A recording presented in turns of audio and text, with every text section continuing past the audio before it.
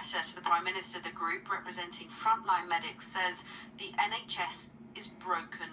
Up to 500 people are dying each week because of delays in emergency NHS care.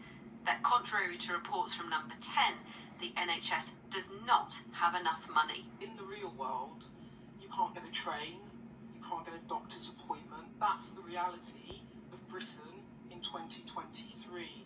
And now you're here giving people more promises about how you might change the country that they've heard many times before during 13 years of Conservative rule.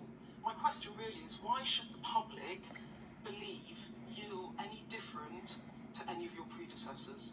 Well, Beth, I think the country have seen me perform in the job before through really difficult times. They saw me as Chancellor during COVID, and so people can trust that when I say I'm going to do something, I am going to do it. The PM asking the public to judge him on results, but when they will come, more hazy.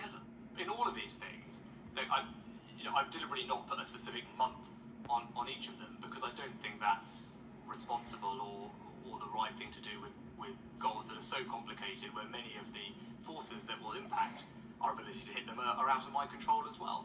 But Labour insisting this has all been in the Tories' control and they've let the country down. The big problems that we're facing right now in our NHS, in our criminal justice system, in education, they come down to the failings of that Conservative government over those last 13 years. And the reality of everyday life still hard. The growth target is going to be very challenging. It looks as though we are clearly heading towards a recession. The economic backdrop is challenging with the pressures from the cost of living and the potential for unemployment to rise. I think that the inflation target looks reasonable. We are looking at price levels cooling. A Prime Minister only promising what he knows he can deliver.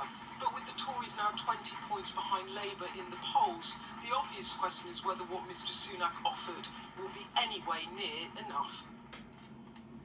This was Phil Cole seeing his daughter Imogen after his latest round of cancer treatment. You okay? But on New Year's Eve, Phil collapsed with flu, needing urgent care. His wife Sarah was told their usual cancer ward in central Birmingham was full, that the only bed available where he could stay isolated was in here, a makeshift cubicle in the plaster room at their local emergency department. It was filthy. There was an old bed in there which the paramedics themselves had to make up. The bed had blood stains on the side of it, drips.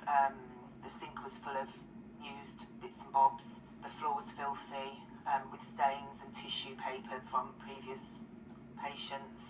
And I was really worried then, because he's so vulnerable, and I was really worried that he was going to pick up something else and he was at risk of more infection as well as the flu while we were there, which I voiced my concerns, but the staff were inundated, and they're as lovely again as the staff were. There's nothing they could do. We've approached Walsall Healthcare NHS Trust for comment, but the new warning from UK's Doctors Association is stark.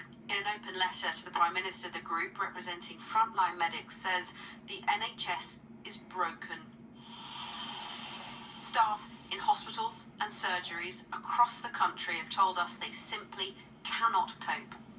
We've spoken with a nurse who works on one of the wards at this hospital. She's described the last 3 weeks to us, saying that they are simply the toughest she has ever seen in her career. She says that staff are trying to do a good job, but it's simply not good enough, and that after every shift she's had to sign an incident report saying that things are unsafe.